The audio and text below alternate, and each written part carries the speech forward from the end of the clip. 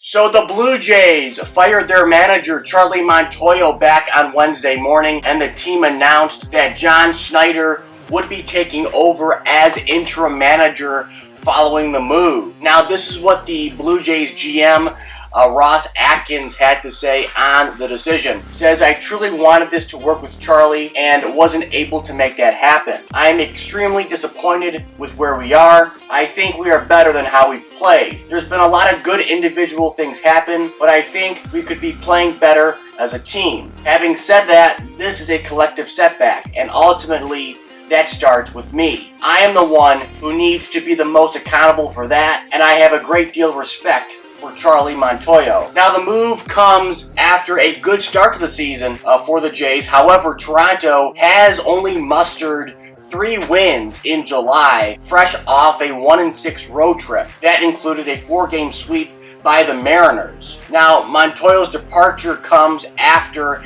a 4-3 win over the Phillies at the Rogers Center on Tuesday. Now, in my opinion, this was a premature move by the Jays here. I mean, I know that your goal is to win the division at the beginning of every season. However, that is probably not going to happen as of now with the way the AL East has shaped up this season. But this is not an angel situation, okay? I mean, you're not, 5 to 7 games back of a wild card spot. You are right now, if the season ended today, in the postseason via that last wild card spot in the American League. So to me, firing Charlie Montoyo makes things worse in that clubhouse. I would rather, have read a story to where Ross Atkins comes in, pulls a Billy Bean, comes in the clubhouse, throws chairs, flips tables, yells at the team, and fires them up and sends a message to the team that way, not firing their manager in the midst of basically a playoff push here. So, to me, a little premature on the Charlie Montoyo firing by the Blue Jays here. I think it was a wrong move by Atkins. I would not have done it. I would have done what Billy Bean did. And if that didn't work, then you make the move. And I get it. They want to make the playoffs. This is not a fold-up shop type of thing here with the Blue Jays. This is not an angel situation. Again, they have a great young core. I think they can make a push for the playoff spot. I think this move hurts them more than helps them when it comes to that goal of making the 2022 playoffs. Now next, Ken Rosenthal thinks the Yankees will likely trade away Joey Gallo, and John Heyman says Gallo's former team, the Texas Rangers, could be at the top of the list when it comes to trade destinations for the outfielder. Now, Heyman also reports that if Gallo is eventually shipped out of New York, the Yankees will likely turn around and pick up Andrew Benintendi from the Royals. Now, there is a problem if the Yankees do pick up Benintendi following a Gallo shipment out of New York, and that would be the fact he is not vaccinated. That means when the Yankees go to Toronto in September, he will not be able to travel to Canada with the team. Not to mention, this same problem could occur if the Yankees were forced to face the Blue Jays in the postseason. So obviously, that's a big problem. I mean, if the big acquisition you made at the deadline can't travel with you to play a interdivision foe, whether it's in September or October, nonetheless, that is a major problem, and frankly, is a waste of a move, really. I mean, you're getting Andrew Benintendi to beat everybody in the AL East, or to help you beat everybody in the AL East, and whoever, your opponent may be in the postseason, and it just may be the Blue Jays. They could make the playoffs. You never know. They might be facing Yankees. You never know. So if that happens, that's a problem. Now, with that said, I have a solution to the Yankees' problems in the outfield. So in my opinion, I think the Yankees should do this. First, I think they ship Gallo back to Texas, or whoever will take him, frankly. Then they should go after the Pirates outfielder, Bryan Reynolds, who is vaccinated, who can travel to Toronto. And that means he can play at the Rogers Center in September or October need be. Now, when it comes to where's the best fit for Andrew Benintendi, well, I think it would be a National League squad. More specifically, the San Diego Padres. I think Benintendi would be a great fit in San Diego.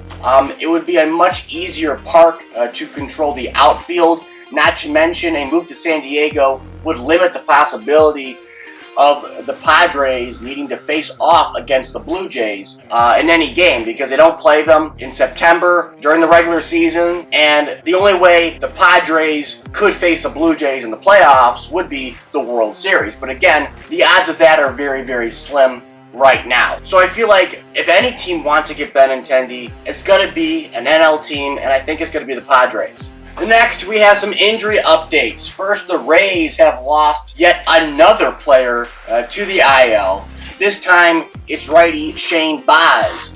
Now, Baz was placed on the 15-day IL with a sprained right elbow. It says Baz experienced right elbow discomfort while playing catch on Tuesday, and he was evaluated in Dallas on Thursday. Now, he'll receive an injection before resting and rehabbing for at least the next 4 weeks. Now, the club said a timeline for the rookie's return will be established based upon his progression during that time of recovery. Now, the Rays manager had this to say on the incident. He says, disappointed for Shane for sure. You don't want to see guys get injured, and we've had our fair share. Now, indeed, the Rays have had their fair share of injuries this year, as Tampa has been bitten by the injury bug 17 times here in 2022. Now, the most recent injury for Tampa prior to Baz was left-hander Josh Fleming. Now, he landed on the IL back on Monday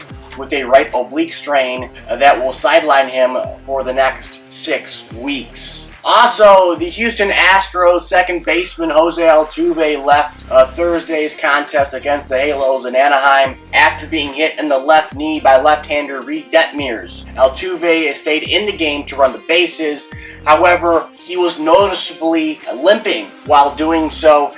Thus, he was replaced at second base in the bottom half of the first by Mauricio Dubon and was subsequently out of the game from that point. And now, the extent of his knee injury is currently unknown. Hopefully, it's just a bruise and nothing serious, because a long-term injury is bad news for the Astros, but also bad news for the baseball world, because that could mean Altuve could miss his 8th All-Star Game appearance in his career. And of course, you don't want to see that happen to a guy like Jose Altuve, one of the best hitters in the game and has been for a number of years. And finally, the 2022 T-Mobile Home Run Derby is all set to go. Now, here is how the Derby will stack up. The first seed is Kyle Schwarber from the Phillies. The number 2 seed is Pete Alonso with the Mets. The third seed is Corey Seager with the Rangers. The 4th seed is Juan Soto with the Nationals. The 5th seed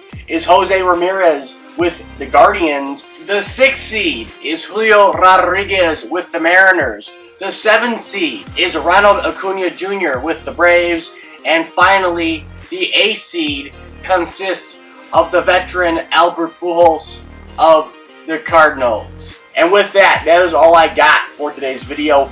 Don't forget to like, comment, and subscribe. Comment down below your thoughts. Also, I will be live streaming the Home Run Derby on Monday night, so don't forget to tune into that live stream. That will be fun. My buddy Hayden will come in. Maybe Luke from Phillies Hot Stove Media will join us. And with that, I will catch you guys later.